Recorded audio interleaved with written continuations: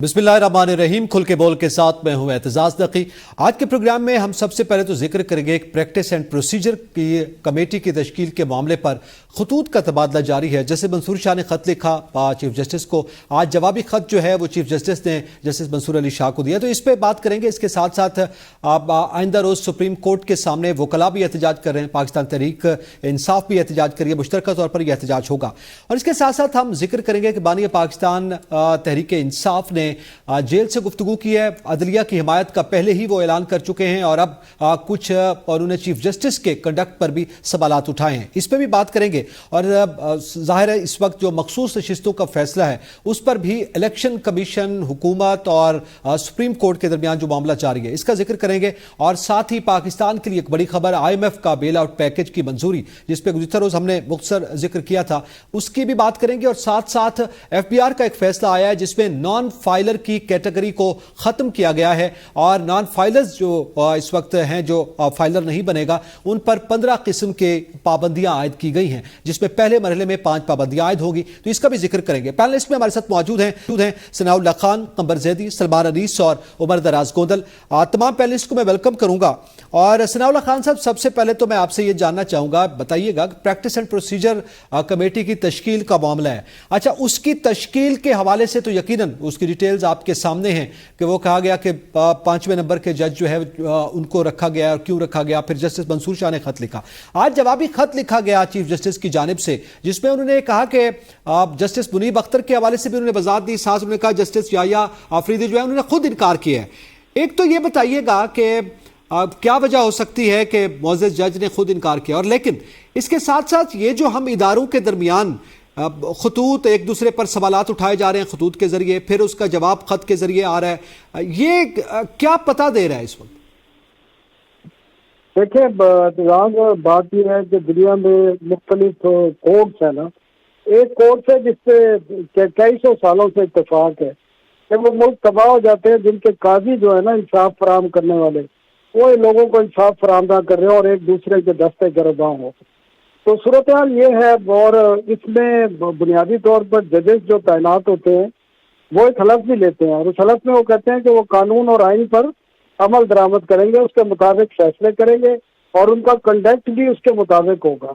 आप मुझे बताएं, नियत जो भी हो हुकूमत की, जो भी नियत हो, एक पार्लियामेंट का आइन ने इख्तियार दिया है कि वो कानून साजी कर सकते हैं। जब प्रैक्टिस एंड प्रोसीजर तरमीमी एक्ट आ गया तो जजेस, क्या हम तमाम लोग उस पर पाबंद हैं, उस पर अमल दरामद कर देते? जज कौन होते हैं मुझे बताएं? जज की ईगो बड़ी होती है या कानून बड़ा होता है? जज, ये तमाम जजेस की ईगो बनी हुई है, ना के मसले बने हुए हैं। ये डिसओबियंसी है कि आप प्रैक्टिस एंड प्रोसीजर बिल को ही ना माने। आप 8 अगस्त के जो इलेक्शन एक्ट में तरमीम है उसको ना माने। ये डिसओबियंसी है और इसमें जजेस को दुनिया के कई मुल्कों में फारिग कर दिया जाता है। ये तरीका कार ही गलत है। जब जज ही आइन को और कानून को नहीं मांगेंगे तो पाकिस्तान के आम आवाम या बाकी लोग किस तरह मानेंगे? मैंने बात ये जरूर की है कि नियत की बात है कि हुकूमत ने किस नियत से बनाया, वो एक अलग बहस है, लेकिन पार्लियामेंट का एक इख्तियार है और उस इख्तियार के तहत कानून बनाए तो ये पाबंद है ये जज तमाम उस कानून पर अमल दरामद करने के लिए। जो भी कंडक्ट दिखाया जा रहा है वो बिल्कुल इनके हलफ के खिलाफ है, डिसओबियंस है, और इस पर जजेस को फारिग होना चाहिए। जो लॉ के मुताबिक अपना एक्ट नहीं करता वो स्टेट से जो टैक्स मनी है उससे तनख्वाह लेते हैं, बरात लेते हैं भाई। और उन्होंने अपना जो हलफ लिया है उसमें उन्होंने इस बात का ही हलफ लिया है कि उन्होंने आइन और कानून के मुताबिक अपनी जिम्मेदारी अदा करनी है और इंसाफ करना है। वो तो सियासत कर रहे हैं सारे जज, चाहे आप दे आर राइट साइड या लेफ्ट साइड। तो उसमें ये खतो किताबत मैं नहीं समझता ये बात का मरहला है। उससे पहला मरहला ये है कि ये सरासर जो है आइन और कानून की खिलाफ वर्जी है। आप पहले इन जो एक्ट आए हैं या ऑर्डिनेंस आया है उसको पहले फारिग कर दें, उसके बाद आप ये एक्ट करें। आपके पास पिटीशन है, आप नहीं पसंद, आप समझते हैं कि ये कानून के मुताबिक नहीं है, ये कवानीन, इनको आप उड़ा दें। माजी में उड़ाए हैं, लेकिन ये नहीं हो सकता कि एक कानून इन्फोर्स हो, पार्लियामेंट ने मंजूर किया हो, प्रेसिडेंट ने मंजूरी दी हो, जारी हो, और उसको कोई ना माने। तो और वो ना माने जो जज हैं जिन्होंने इंसाफ करना है। तो इस किस्म की सूरत हाल में फिर उस मुल्क का यही हाल होता है जो कोर्ट मैंने बताया कि जिस मुल्क के काजियों का ये हाल हो तो फिर वो मुल्क तबाह हो जाती है। تباہ ہو جاتے ہیں. اچھا, ادارے کی صورتحال بھی کچھ ایسی ہے. میں قمر زیدی صاحب آپ سے جاننا چاہتا ہوں, یہ جو جوابی خط دیا ہے چیف جسٹس نے, انہوں نے بھیجا ہے اور یہ کہا ہے کہ ایک تو آپ نہیں پوچھ سکتے مجھ سے, جسٹس منصور علی شاہ کو انہوں نے باقاعدہ طور پر خط کے متن میں کہا, اور پھر ساتھ ساتھ انہوں نے یہ بھی ذکر کیا کہ چلیں میں وضاحت آپ کے اسرار پر کر رہا ہوں, اور وہ یہ ہے کہ جسٹس مریب اختر تو جو ہے وہ ان کے حوالے سے بہت سے سوالات ہیں, جیسے کہ انہوں نے ان کی گرمیوں کی چھٹیوں کا بھی معاملہ انہوں نے ذکر کیا ہے, اور اس کے علاوہ ظاہر ہے مقدمات کا بوجھ تھا اور دیگر کنڈکٹ کے حوالے سے. جسٹس یحییٰ آفریدی نے خود انکار کیا, تو ان کے انکار کی وجہ کیا آپ سمجھتے ہیں کہ کوئی خاص وجہ ہے کہ ایک جج جو ہے وہ ایک کمیٹی تشکیل دی گئی ہے اور اس ملک کا ایک بڑا معاملہ ہے, آئینی بحران کی کیفیت ہے, اور وہ انکار کر رہے ہیں؟ اعتزاز بہت شکریہ. دیکھیں, جسٹس یحییٰ آفریدی نے 2 دفعہ ان سے پوچھا گیا. ایک تو جسٹس قاضی فائز عیسیٰ نے ان سے رائٹ آفٹر جب جسٹس منصور نے آبجیکشن کیا تھا تو اس کے بعد پوچھا تھا, جس پہ جسٹس یحییٰ آفریدی اویلیبل نہیں تھے. اس کے بعد پھر دوسری انفارمیشن جو ہمارے پاس موجود ہے وہ جسٹس یحییٰ آفریدی سے چیف جسٹس آف پاکستان نے جسٹس منصور کے سامنے پوچھا, جس میں جسٹس یحییٰ آفریدی نے اس کمیٹی کا پارٹ بننے سے انکار کر دیا. کیوں انکار کیا گیا؟ آپ ماضی کے سپریم کورٹ آف پاکستان کے فیصلے نکال کے دیکھ لیں. ایک جو جج ہے جس کی رائے سب سے مختلف ہوتی ہے اور جو کوشش کرتا ہے کہ بالکل جو لکیر ہے آئین کی اس پر چلے, وہ جسٹس یحییٰ آفریدی ہیں. جسٹس یحییٰ آفریدی رائٹ ناؤ اس تنازع میں نہیں پڑھنا چاہتے. ایک آرڈیننس جو حکومت کی جانب سے جاری کیا گیا ہے جس میں پریکٹس اینڈ پروسیجر ایکٹ کا جو ایسنس ہے اس کو ختم کر دیا گیا ہے, اس کمیٹی کو آرڈیننس کے ذریعے وہ کمیٹی تشکیل دی جائے اور justice Yahya Afridi chief justice of Pakistan کے ساتھ بیٹھیں. معاملہ ہے آرٹیکل 63A کی تشریح کا اور جو نظر ثانی درخواست آئی بھی ہے اس پر فیصلے کا. اس تمام معاملے میں اگر جسٹس یحییٰ آفریدی بیٹھتے, کمیٹی تشکیل پاتی, ججز کا بینچ بنتا, تو جسٹس یحییٰ آفریدی اس کنٹروورسی کا شکار ہو جاتے جس کے حوالے سے جسٹس قاضی فائز عیسیٰ پر سوالات اٹھ رہے ہیں. وہ وہی کنٹروورسی ہے کہ بینچ فکسنگ کا معاملہ جو کہ ہم جسٹس عمر عطا بندیال کے دور سے سنتے آئے ہیں کہ ججز اپنی مرضی کا جو ہے وہ بینچ بناتے ہیں, اس میں اپنی مرضی کے ججز لگاتے ہیں, اور فیصلہ آنے سے پہلے جو ہے صحافیوں کو اور دیگر سپریم کورٹ میں جو وکلا حضرات آتے ہیں ان کو معلوم ہوتا ہے کہ یہ ججز نے کس سائڈ پہ جانا ہے. اس تمام کو ختم کرنے کے لیے جو ہے وہ ماسٹر آف روسٹر کا جو کانسیپٹ تھا اس کو ختم کرنے کے لیے یہ آیا تھا جو پروسیجر ایکٹ ہے, اور اس کے حوالے سے آپ کو پتا ہے پھر ایک آرڈیننس جاری کر دیا گیا. یعنی وہ اختیارات جو چیف جسٹس سے لے کے کمیٹی میں بانٹ دیے گئے تھے, ان اختیارات کو دوبارہ چیف جسٹس آف پاکستان کے پاس دے دیا گیا, اور وہ چیف جسٹس آف پاکستان جو کہ اس کے مخالف تھے, جنہوں نے فل کورٹ میں بیٹھ کے خود اس کو اپ ہیلڈ کیا کہ پریکٹس اینڈ پروسیجر ایکٹ ہونا چاہیے, وہ ججز آرڈیننس کے ذریعے اب اسی اختیار کو استعمال کر کے بینچ تشکیل دے رہے ہیں. تو میرا خیال سے جسٹس یحییٰ آفریدی جو ہیں وہ اس تمام کنٹروورسی کا حصہ نہیں بننا چاہتے تھے.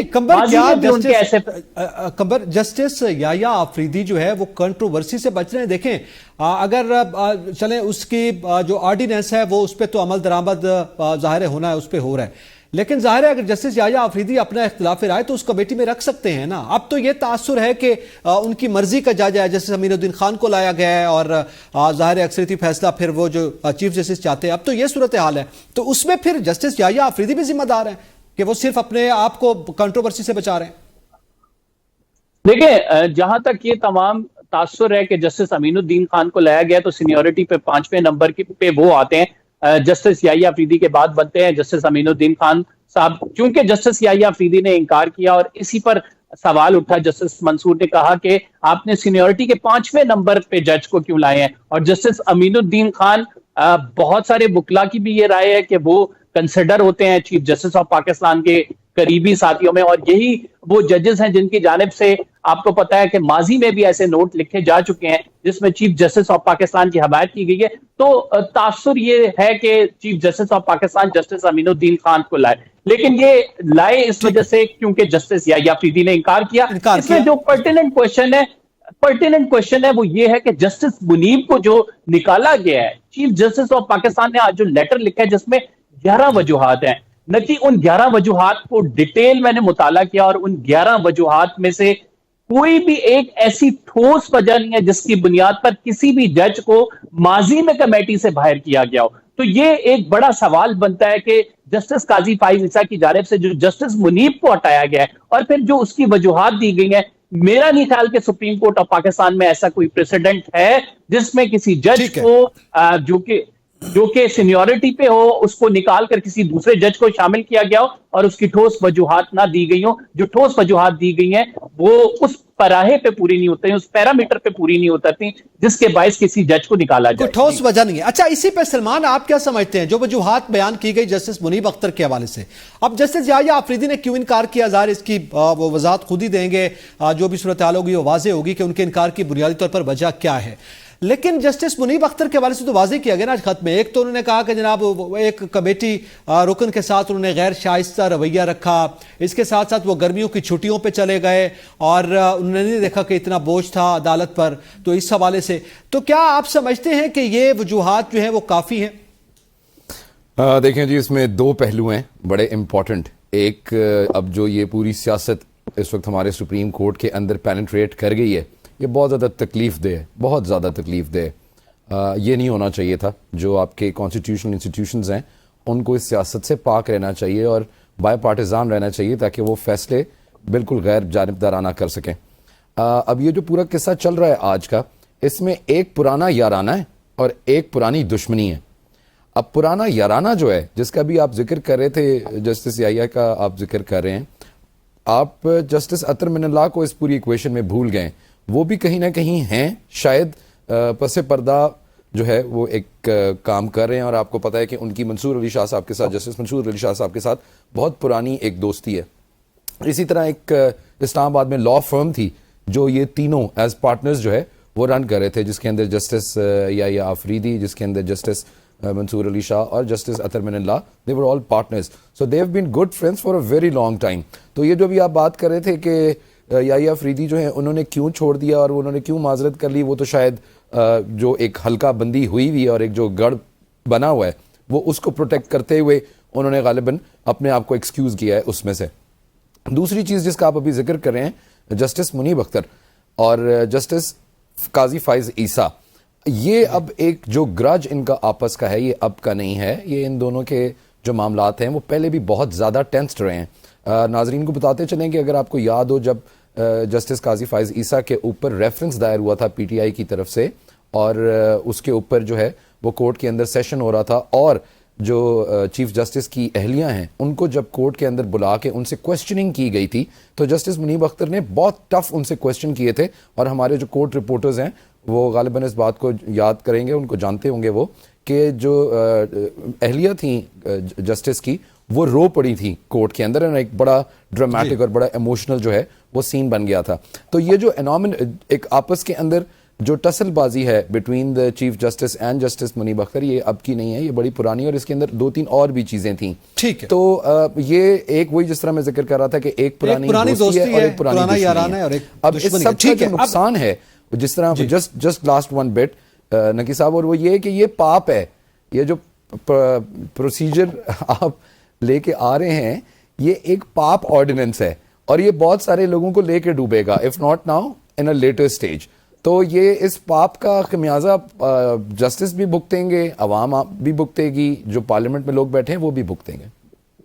ٹھیک ہے. اچھا، اب عمر دراز گوندل، یہ جو ابھی ذکر کیا گیا ہے کہ ایک پرانا یارانہ، ایک دوستی، ایک دشمنی، تو یہ صورتحال ہے. اور پھر چلیں، یہ تو ایک تجزیہ ہے، لیکن جس طرح سے خط لکھے جا رہے ہیں، پھر خط کے جواب دیے جا رہے ہیں، اب ججز آپس میں ایک دوسرے سے اگر انصاف نہیں برت رہے تو پھر ادارے کے حوالے سے ہم کیا کہیں؟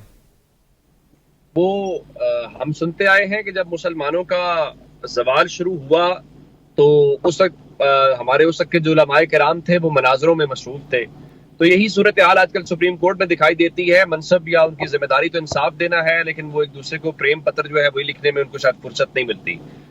میرا خیال یہ ہے کہ جو کچھ ہو رہا ہے، پہلے قاضی صاحب خود جو ہے وہ خطوط بہت لکھتے رہے، ظاہر ہے اب ان کو خطوط لکھے جا رہے ہیں، ان کا وہ جواب دے رہے ہیں. بڑے ویلڈ سوالات ہیں اور ان سوالوں کے جوابات نہیں ملے. میں نے آج وہ اب لیٹر دیکھا ہے، ظاہر ہے جو منظر عام پہ آ گیا ہے، ساری باتوں کے ہمیں جواب ملے ہیں کہ جسٹس منیب صاحب کو کیوں نکالا گیا ہے، ان کی اچیومنٹس کیا ہیں، وہ بھی نظر آ گیا. ایک امپورٹنٹ بات یہ تھی کہ اس معاملے کو فل کورٹ کے سامنے رکھا جائے. اس سوال کا جواب شاید نہیں آیا کہ وہ کیوں نہیں رکھا گیا یا کیوں نہیں رکھا جا رہا. اصل بات یہ ہے کہ اس سارے عرصے کے دوران جب قاضی صاحب یہ پوچھ رہے ہیں یا بتا رہے ہیں کہ انہوں نے سپریم کورٹ کے لیے کیا کچھ کیا، جو کچھ کیا اس کو بتانے کی ضرورت نہیں ہے. ایک زمانہ تھا وہ عدالت میں پوچھا کرتے تھے، صحافیوں کو کہا کرتے تھے ہاتھ کھڑا کریں کہ پاکستان میں میڈیا کتنا آزاد ہے. میرا خیال ہے کہ اگر اب ان کو فرصت ملے اور قوم سے وہ پوچھ لیں کہ اس وقت تاثر کیا ہے پاکستان کے نظام انصاف کا، اور خاص کر ان کے دور میں جو کچھ ہوا ہے، تو اچھا نہیں ہے. اصل بات یہ ہے کہ ہم بہتری کی جانب نہیں جا رہے، ہم تنزلی کی جانب جا رہے ہیں. کیسے؟ ہم نے پہلے سنا کہ جناب وہ قاضی صاحب آئے ہیں تو انہوں نے جمہوریت کا اصول لے کے آئے ہیں اور انہوں نے اپنے اختیارات سرنڈر کیے. اچھی بات ہے، یہ ہونا چاہیے. لیکن اب قاضی صاحب کہتے ہیں کہ مجھے قانون اس کی اجازت دیتا ہے کہ میں جس کو مرضی نامینیٹ کروں، اور میں آپ کو جواب دینے کا بھی ظاہر ہے وہ پابند نہیں ہوں. اور اس کے ساتھ ہمیں بتایا گیا تھا کہ جو ایڈ ہاک ججز ہیں، پوچھا گیا یہ کیوں لائے جا رہے ہیں. اس میں بھی 2 ججز جو آئے اس میں سے کچھ نے انکار کیا. ایون مظہر عالم میاں خیل صاحب نے پہلے انکار کیا، پھر کہا گیا ان کو بنا لیا جائے گا، وہ مان بھی گئے. تو بتایا گیا تھا کہ کیسز بڑے زیادہ ہیں. پھر بتایا گیا کہ ان کی فوجداری کے اوپر بڑی گرپ ہے، تو فوجداری کیسز کو وہ نمٹائیں گے. اب اس بات کے اوپر بھی اعتراض ہے کہ ان کو ان کیسز تک کنفائن کیوں کر دیا گیا ہے. میرا خیال ہے کہ ایڈ ہاک جج کو ایڈ ہاک جج ہی لیا جائے گا. اور اس میں لکھا گیا ہے کہ جس طرح جسٹس منیب ڈس ریسپیکٹ کا لکھا گیا، اب وہ جونیئر ججز ہیں، اب وہ سینئر ججز نہیں ہیں. سینئر سے مراد تب ہے جب آپ سینئر تھے. اگر وہ سینئر جج ہیں تو کیا آپ ان کو بینچ کا سربراہ بنا سکتے ہیں؟ اس وقت نہیں بنا سکتے نا، کیونکہ وہ تمام ججز سے، بے شک جو آخر میں اپوائنٹمنٹ ہوئی ہے ان سے بھی وہ جونیئر تصور ہوں گے. تو میرے خیال سے جو پریکٹس اینڈ پروسیجر ایکٹ آیا ہے ترمیمی، اس کے اندر بھی میلافائڈ انٹینشن نظر آ رہا ہے. اور جو خط قاضی صاحب نے لکھا ہے اور جو انہوں نے دلائل دینے کی کوشش کی ہے، یہ ان کے دلائل اور ان کی وضاحت بالکل ویسی ہی ہے جیسے انہوں نے بلے کے نشان کا فیصلہ کیا تھا اور اس کے بعد وہ برطانوی ہائی کمشنر کو یا برطانیہ کے کمیشن کو خط لکھ کے اس کی وضاحتیں دیتے پھر رہے تھے. انہوں نے آج بہت ساری اسٹیٹمنٹس بتائی ہیں. اس سے پہلے انہوں نے کچھ نوٹیبل ڈیسیژنز بتائے تھے. ابھی تو ان کا اپنا دور چل رہا ہے اور اس کے اندر وہ جنوری والا فیصلہ نوٹیبل ڈیسیژنز میں جگہ نہیں پا رہا. اس طرح اور بہت ساری باتیں ہیں. ان کے دور میں انسانی حقوق کی بہت پامالیاں ہوئی ہیں. ان کے دور میں الیکشن ہماری آنکھوں کے سامنے انجینئرڈ ہوا ہے، بہت بری طرح ہوا ہے. ہمارے سامنے ایک سیاسی جماعت کے اوپر غیر اعلانیہ وہ پھر پوری ایک فہرست ہے. عمر بالکل صحیح. ظاہر ہے اس حوالے سے کہ ان کے دور میں کیا ہوا، یہ تو یقینی طور پر بہت سی چیزیں. اور ابھی جب تک ریٹائرمنٹ کا معاملہ آتا ہے یا کوئی نوٹیفیکیشن نیا آتا ہے یا نہیں آتا، اس وقت تک ظاہر ہے یہی صورتحال ہے اور پھر یہ بھی تاریخ میں لکھا جائے گا. لیکن اس کے ساتھ ساتھ وکلاء بھی ظاہر احتجاج کر رہے ہیں اور پاکستان تحریک انصاف بھی احتجاج کر رہی ہے. اس پہ مزید بھی ہم بات ہیں اور اس کے ساتھ ساتھ یہ بھی ذکر کریں گے کہ پاکستان تحریک انصاف نے عدلیہ کی حمایت کا بھی اعلان کیا ہوا ہے. اس حوالے سے بھی احتجاج جو ہے وہ جاری ہے. تو اس پہ مزید ذکر کریں گے. ایک بریک کے بعد ساتھ رہیے گا.